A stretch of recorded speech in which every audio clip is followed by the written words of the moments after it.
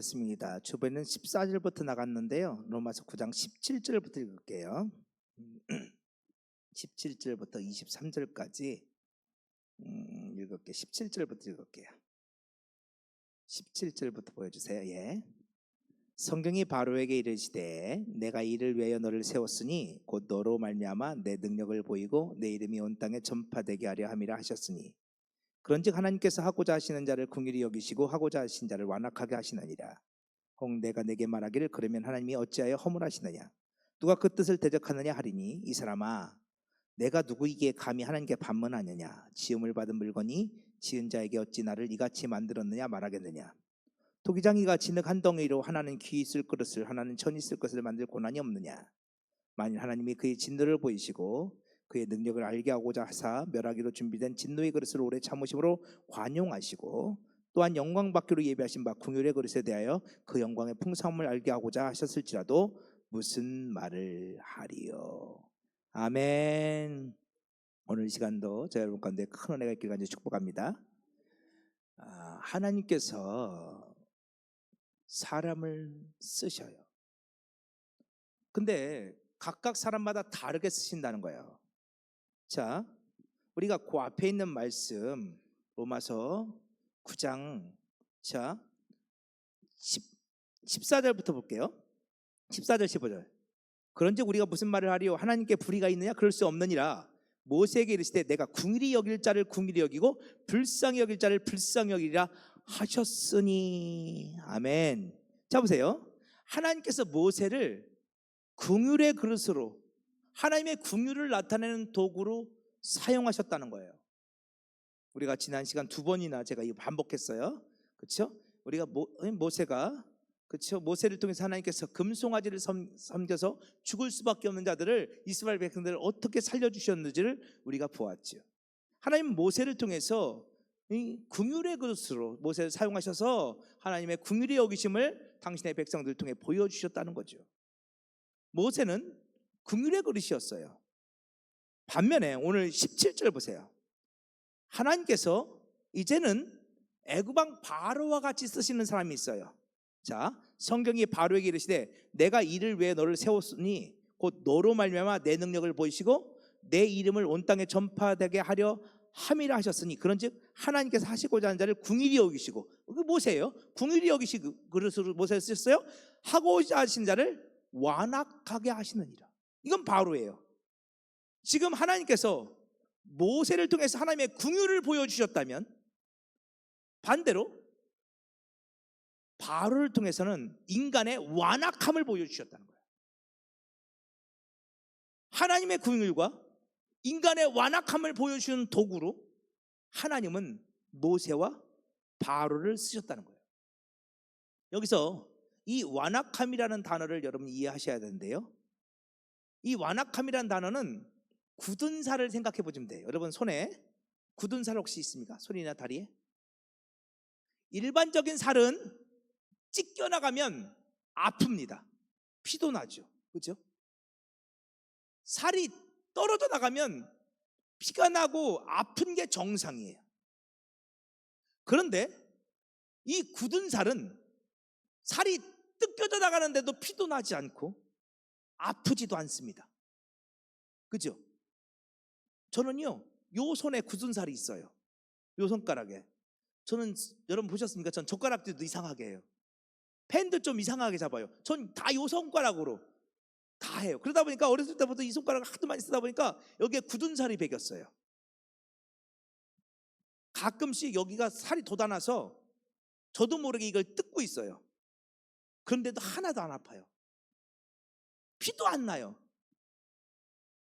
분명히 제 손가락이에요. 제 살이에요. 그런데 이 살을 뜯어도 피도 안 나고 아프지도 않아요.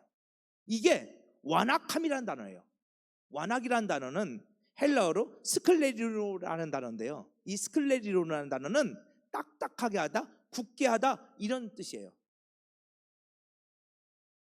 오늘 우리들의 인간의 마음이 굳은 마음이 되어버렸어요.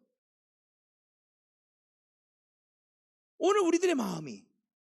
그래서 일반적으로는 하나님의 일하심을 보면 때로는 하나님을 경외하는 마음이 생기고, 그 경외는 두려움인데 하나님이 너무도 크시기 때문에 두려워하는 마음이죠. 때로는 하나님을 경외하는 마음도 생기고, 때로는 하나님을 사랑하는 마음도 생기고, 또 때로는 하나님의 일을 보면서 내가 하나님 앞에 순종해야 되겠다는 마음도 생기고. 아멘 좀 해봐요. 목사가 설교하는 거 들으면서 전혀 아멘할 마음은 안 생기는구나.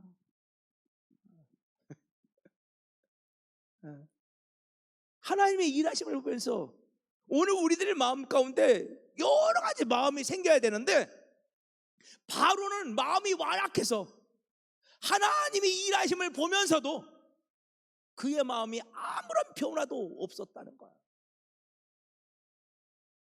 특별히 오늘 사도 바울이 이 로마서 9장 17절에서 말씀하고 있는 이 말씀은 출애굽기 9장 15절의 인용의 말씀이에요. 자, 출애굽기 9장 15절 말씀 한번 찾아보실래요? 출애굽기 9장 15절 16절.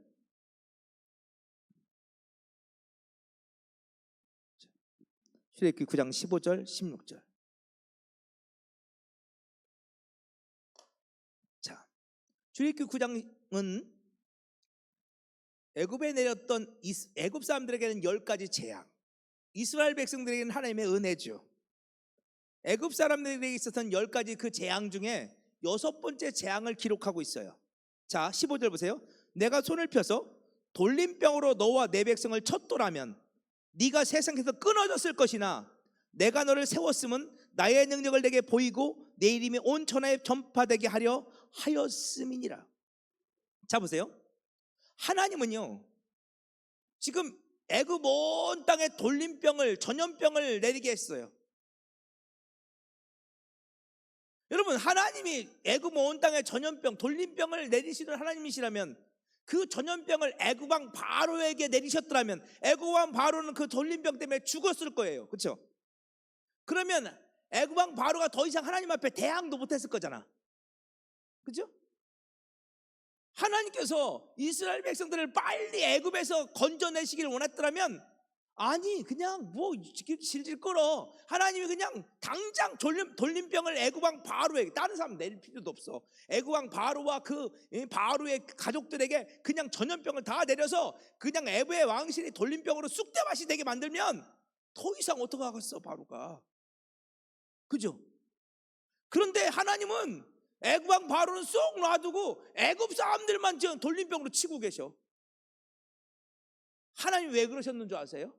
하나님 말씀하신 거예요. 내가 손을 펴서 돌림병으로 너와 내 백성을 쳤더라면 내가 세상에서 끊어졌을 거나, 넌 죽었을 거야. 내가 돌림병으로 널 쳤더라면. 그러나 내가 너를 세웠어. 나는 너를 지금 돌림병으로 치지 않아. 왜? 나의 능력을 내게 보이고 내 이름이 온 천하에 전파되게 하려 하였음이니라. 자, 보세요. 하나님께서 애굽 왕 바로를 돌림병으로 쳤으면 애굽 왕 바로는 죽었을 거고, 애굽의 왕실은 하나님 앞에 금방 항복했을지도 몰라요. 근데 하나님은 애굽의 바로를 그냥 내버려 두세요.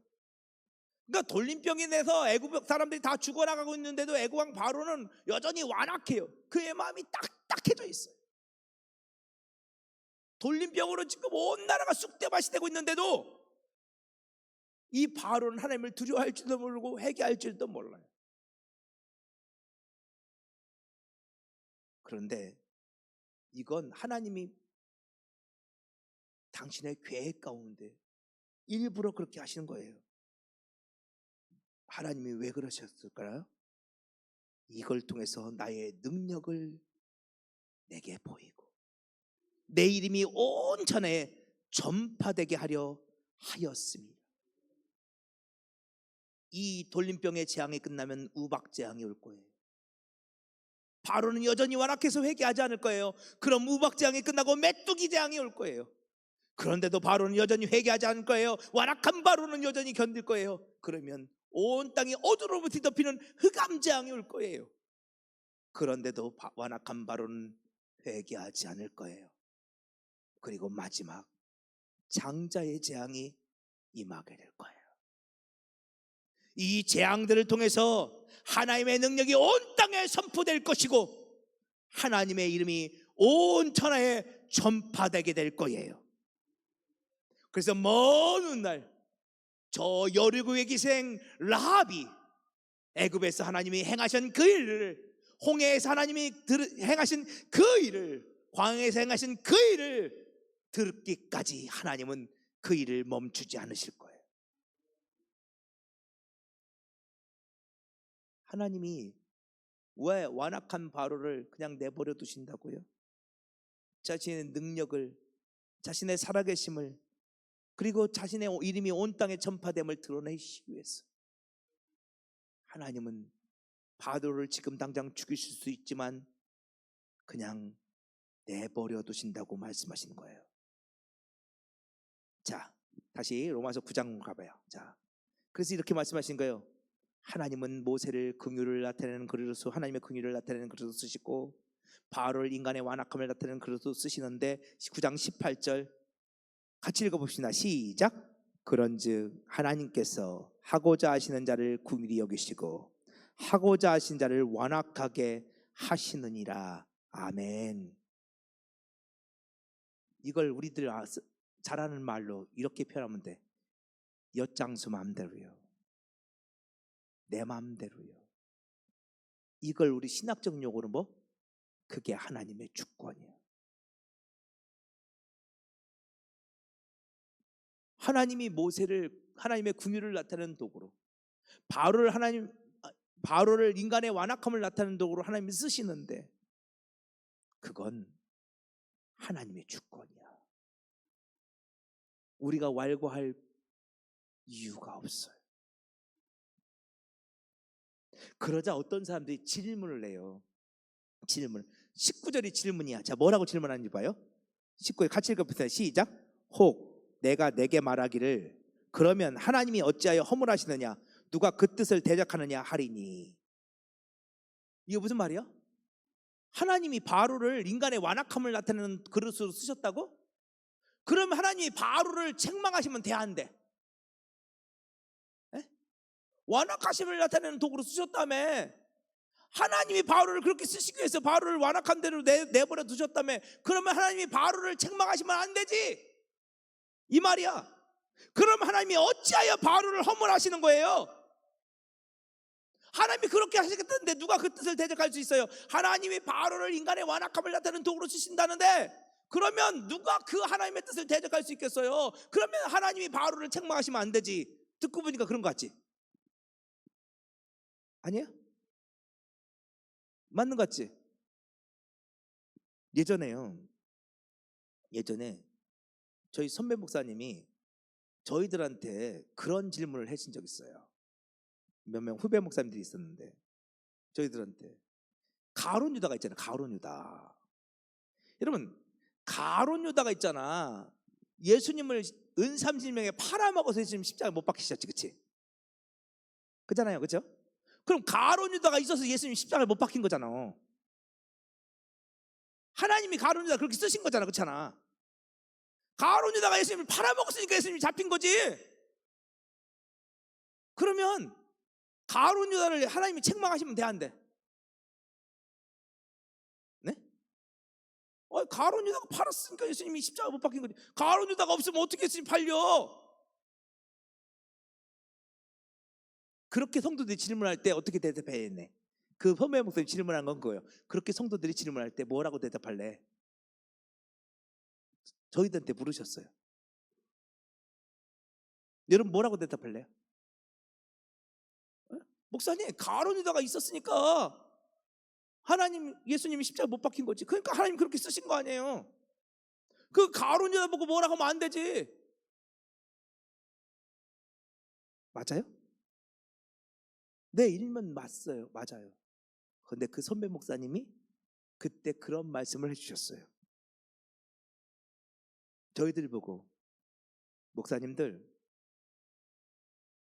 맞아요. 가룟 유다가 있어서 예수님 팔리셨죠. 그런데 목사님들은 예수님을 파는 사람이 되지 마세요. 그건 다른 사람에게 맡기세요. 굳이 그거 하지 마세요.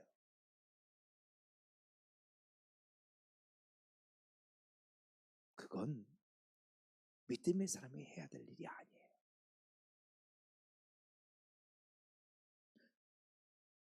가룟 유다가 그것을 안 했으면 하나님은 다른 사람을 통해서 하셨을 거예요. 굳이 가룟 유다가 그거 할 필요 없어요. 주님은 몇 번이고 말리셨어요. 하지 말라고. 마지막 만찬 자리에서는 주님이 대놓고 말씀하셨어요. 그 여자 가룟 유다가 화를 내고 문을 박차고 나가버리잖아요. 주님은 가룟 유다를 계속해서 말리세요. 하지마, 하지마. 여러분, 굳이 그거 내가 할 필요 없어요. 여러분은 믿음의 사람 역할을 하세요. 순종하는 사람 하세요. 주님 앞에 헌신하고 충성하는 사람 되세요.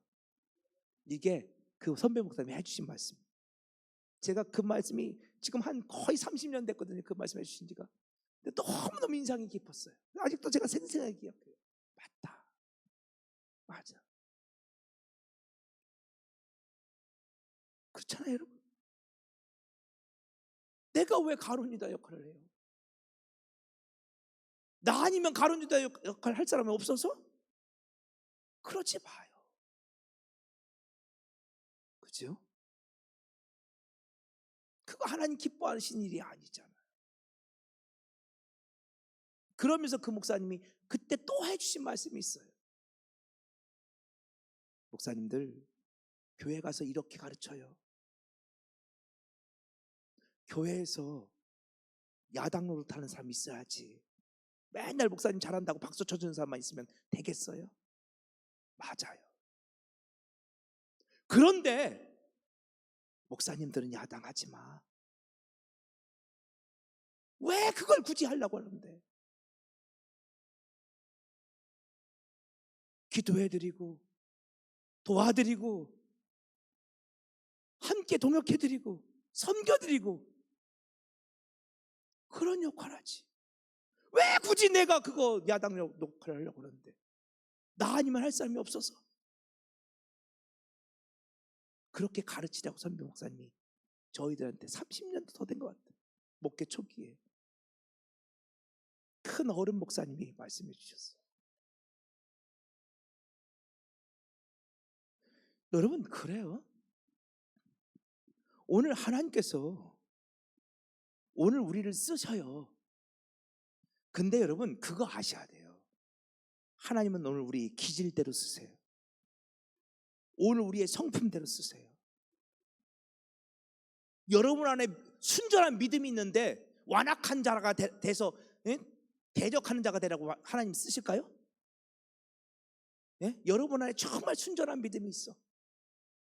근데 너는 야당해. 하나님이 그렇게 쓰실까요? 하나님이 그렇게 쓰시지 않아요.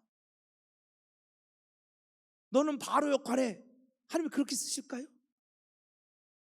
내 안에 순전한 믿음이 있는데 그렇지 않다는 거예요. 내 안에 올바르지 못한 믿음이 있으니까 하나님 때때로 우리를 가룟 유다처럼 쓰시기도 하시고 바로처럼 쓰시기도 하시는 것이죠. 그러니까 사람들은 말한다는 거예요. 하나님이 바로를 인간의 완악함을 나타내는 도구로 쓰셨다면 그럼 바로를 책망하지 말아야지. 바로를 허물하지 말아야지. 누가 그 뜻을 대적할 수 있겠어? 그러나 여러분, 하나님이 왜 바로를 인간의 완악함을 나타내는 도구로 쓰셨을까요? 그 안에 완악함이 있기 때문이겠죠. 그렇죠?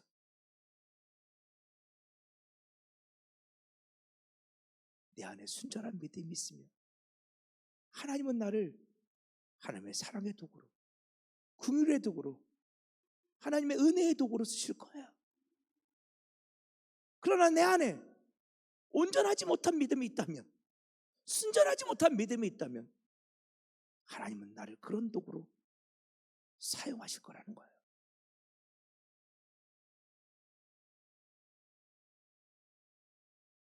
그래서 하나님은 한 비유를 말씀하세요. 자, 20절 21절 같이 읽어보겠습니다. 시작. 이 사람아, 내가 누구에게 감히 하나님께 반문하느냐?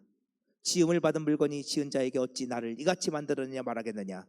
토기장이가 진흙한 덩이로 하나는 귀 있을 그릇을, 하나는 천 있을 것을 만들 권한이 없느냐? 이 사람아, 네가 누구이기에 감히 하나님께 반문하느냐? 지음을 받은 물건이 지은 자에게 어찌 나를 이같이 만들었느냐 말하겠느냐? 여러분, 오늘 우리는 지음을 받은 자들이에요. 하나님 왜 나를 이렇게 만들었네요? 오늘 우리에겐 반문할 권한이 없어요.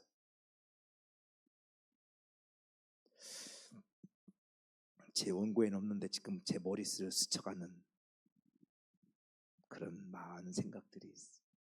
이 원고에는 없는데 혹시 그 PPT에 똑바로 걷고 싶어요? 없을까요?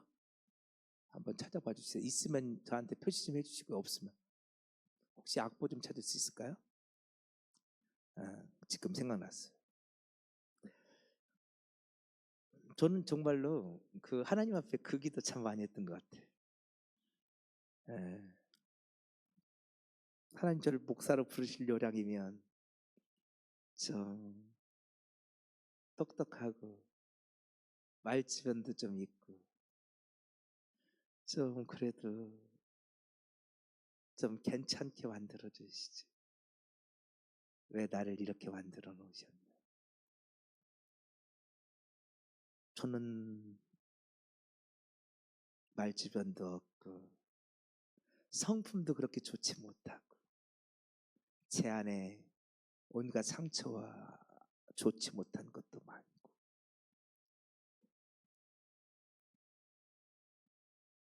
하나님 저는 못해요. 그런 기도 참 많이 했거든요.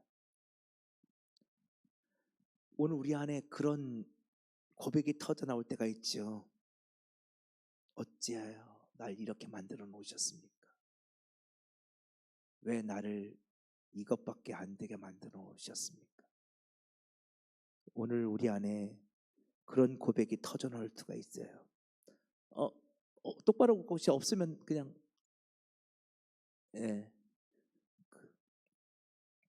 우리 안에 그런 원망이 터져 나올 때가 있어요. 왜 나를 이렇게 만들어 놓으시고 왜 그리고 쓰겠다고 하십니까? 맞아요. 자, 우리 찬양 한번 불러볼까요?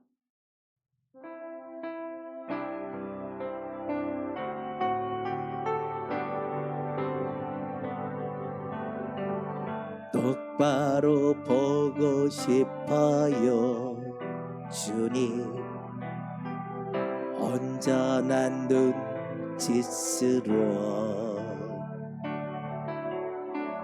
똑바로 보고 싶어요 주님,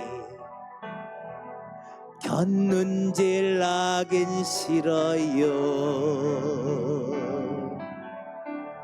하지만 내 모습은 온전치 않아 세상이 보는 눈은 마치 날 죄인처럼 멀리하며 외면을 하네요. 주님, 이 낮은 차를 통하여 어디에 쓰시려고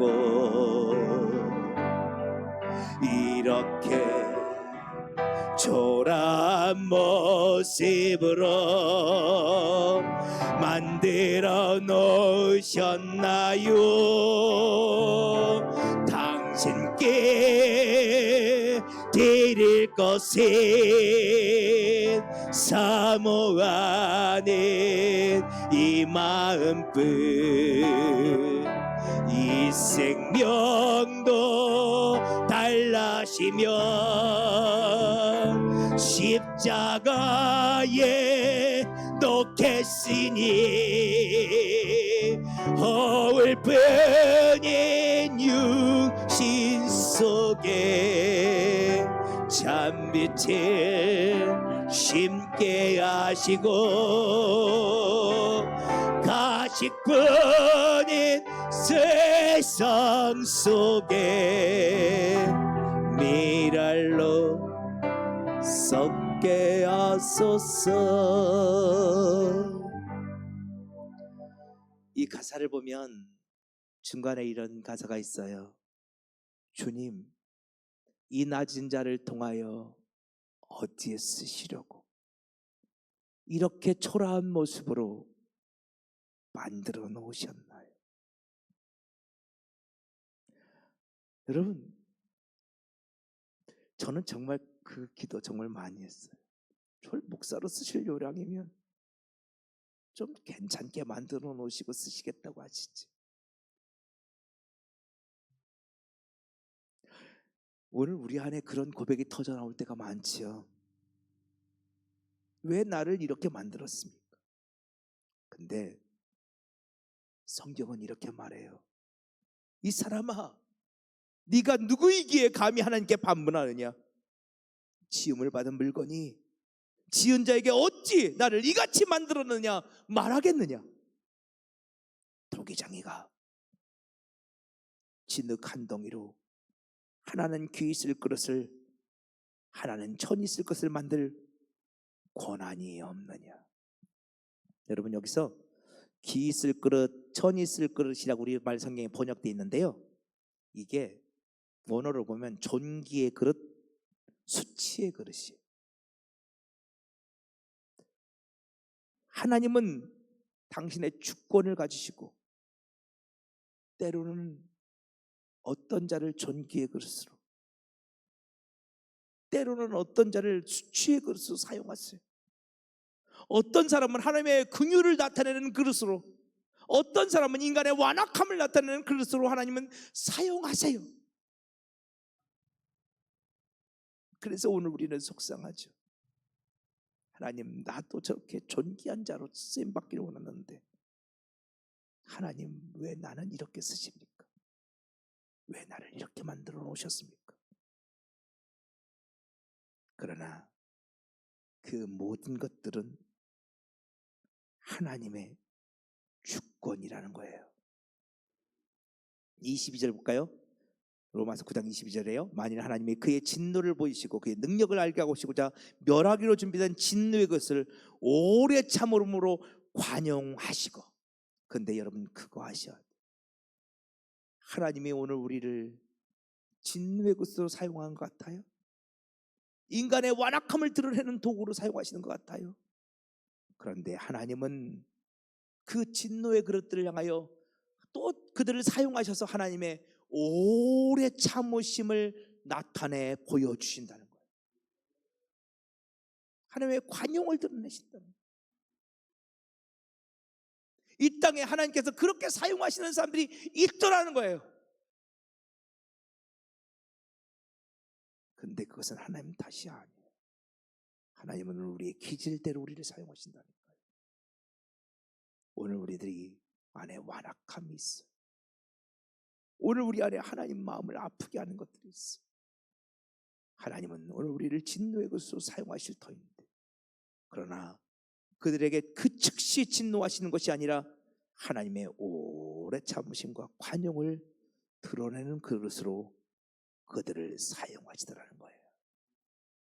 그것이 하나님의 은혜예요. 그럼 하나님께서 왜 그렇게 오래 참으실까요? 이 말씀만 읽고 마칠게요. 자, 베드로서 3장 9절 말씀 우리 같이 한번 읽어봅시다. 베드로서 3장 9절 말씀. 자, 히브리서, 야고보서, 베드로 전후서죠. 이 히브리서, 야고보서, 베드로 전후서. 자, 우리 베드로 후서예요.